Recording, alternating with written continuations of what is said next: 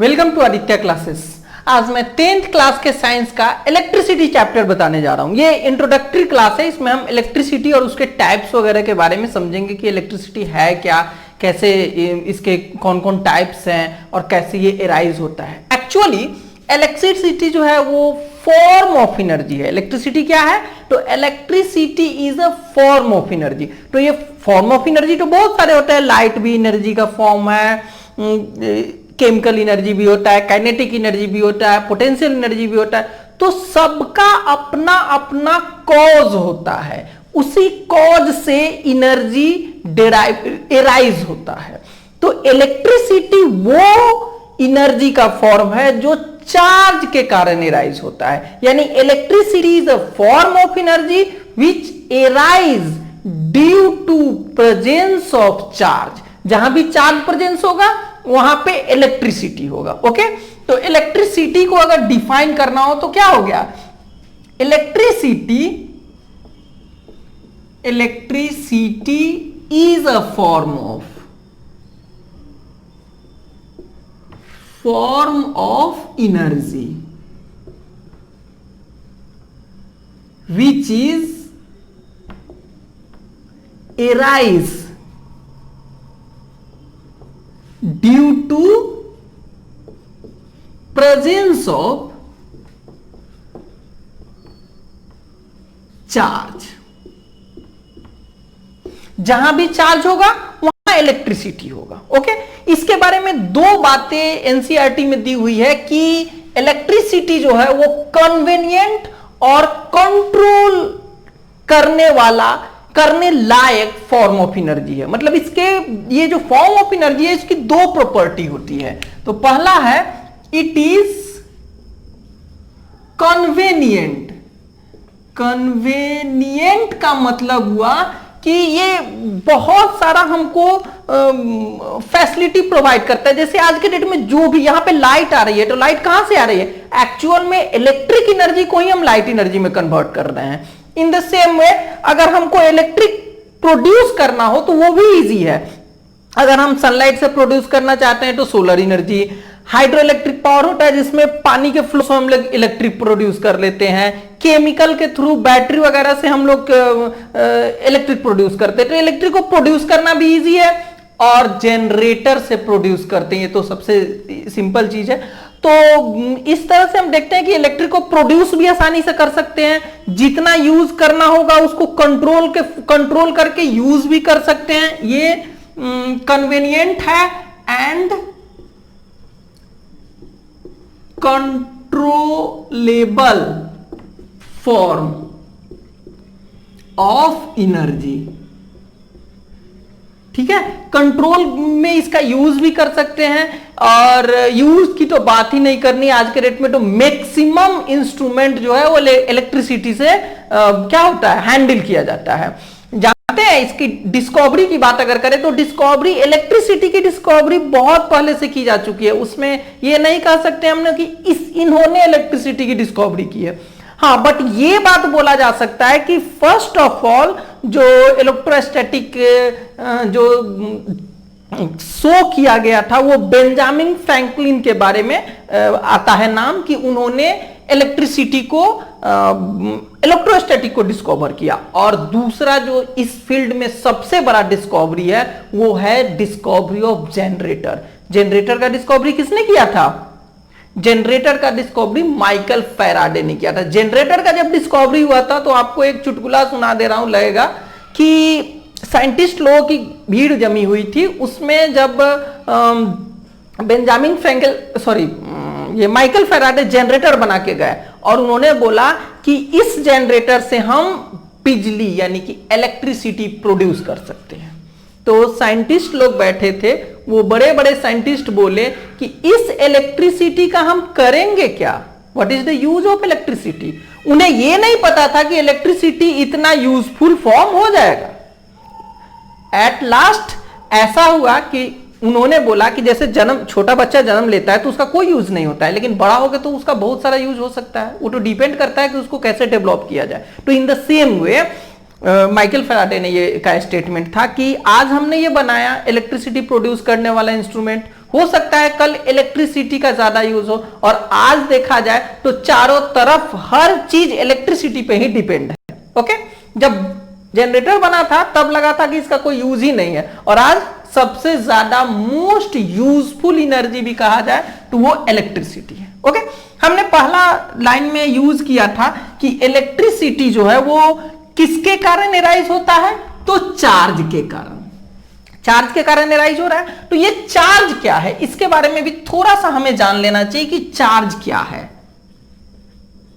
अगर चार्ज जान जाएंगे तभी हम इलेक्ट्रिसिटी को और आगे टाइप ऑफ इलेक्ट्रिसिटी हम एक्सप्लेन कर पाएंगे कि क्या है, किस किस टाइप की इलेक्ट्रिसिटी है।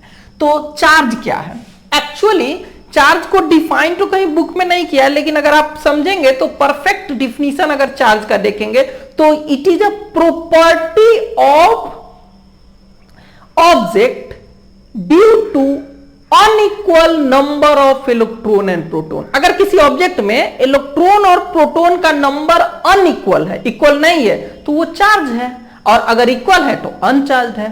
तो ये बहुत सिंपल डिफिनीशन हो जाएगा इसका चार्ज का, कि चार्ज क्या हो गया, property of an object. Charge क्या हो गया, charge is a property of any object, object और मैटर कुछ भी लिख सकते हैं, ऑब्जेक्ट से ज्यादा अच्छा रहेगा, एनी, चाहे ऑब्जेक्ट ही रहने दीजिए। ड्यू टू, ये क्यों होता है, due to presence of unequal number of electron and proton. पूरा लिख दे रहा हूं, इलेक्ट्रॉन एंड प्रोटॉन। अगर इलेक्ट्रॉन और प्रोटॉन अनइक्वल नंबर में है तो वो ऑब्जेक्ट क्या कहलाएगा, चार्ज्ड ऑब्जेक्ट कहलाएगा, उस पे चार्ज होगा। अगर वो किसी ऑब्जेक्ट में इलेक्ट्रॉन और प्रोटॉन इक्वल नंबर में है तो वो चार्ज नहीं होगा। दैट इज व्हाई चार्ज को हम डिफाइन कर सकते हैं कि charge is a property of object due to presence of unequal number of electron and proton. Electron and proton unequal number में है। नेक्स्ट, चार्ज के कारण इलेक्ट्रिसिटी है, इलेक्ट्रॉन प्रोटॉन के अनइक्वल होने के कारण चार्ज है, और चार्ज के कारण इलेक्ट्रिसिटी है। अब इलेक्ट्रिसिटी चार्ज के कारण है तो चार्ज के अकॉर्डिंगली इलेक्ट्रिसिटी का टाइप भी होगा। यानी कि ये जो इलेक्ट्रिसिटी है, इलेक्ट्रिसिटी वो चार्ज के बेस पे दो टाइप का होता है। फर्स्ट जो होता है इलेक्ट्रोस्टैटिक,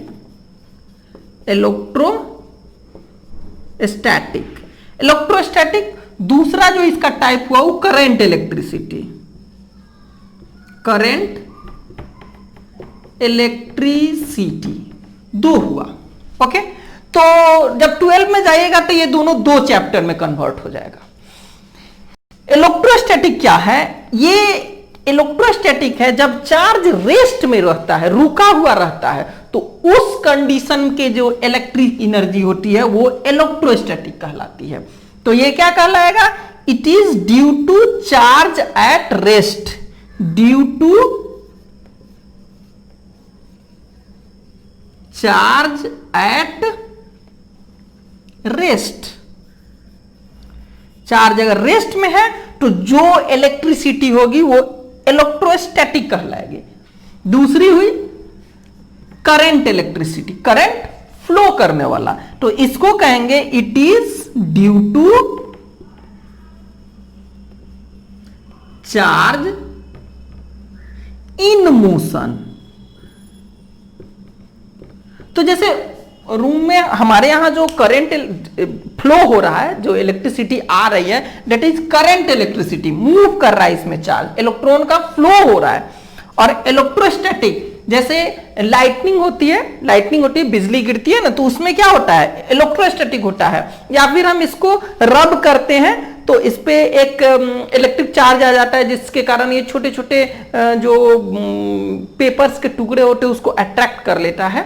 तो ये भी जो है वो इलेक्ट्रोस्टैटिक है, क्योंकि ये चार्ज इस पे रुका हुआ है। लेकिन जब जो वायर में करंट फ्लो होता है, current flow, that is current electricity. Okay, current electricity हुआ और यहां जनरेटर हुआ। तो ये इलेक्ट्रिसिटी का दो टाइप हो गया, इलेक्ट्रोस्टैटिक, करंट इलेक्ट्रिसिटी।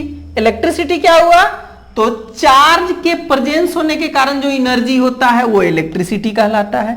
चार्ज क्या है, इलेक्ट्रॉन और प्रोटॉन इक्वल नहीं होने के कारण जो प्रॉपर्टी होता है वो चार्ज कहलाता है।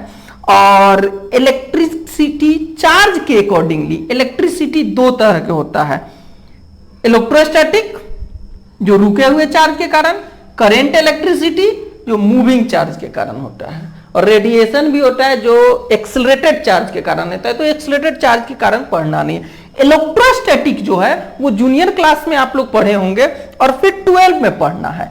करंट इलेक्ट्रिसिटी मेनली इस चैप्टर में हम लोग को पढ़ना है, हम लोग को मेनली करंट इलेक्ट्रिसिटी पढ़ना है। तो नेक्स्ट स्लाइड में हम लोग चार्ज को डिस्कस करेंगे, फिर करंट इलेक्ट्रिसिटी। नेक्स्ट स्लाइड में हम लोग चार्ज को डिस्कस करेंगे। इसमें इंट्रोडक्शन हो गया इलेक्ट्रिसिटी का। That's all for this slide. Thank you for watching video.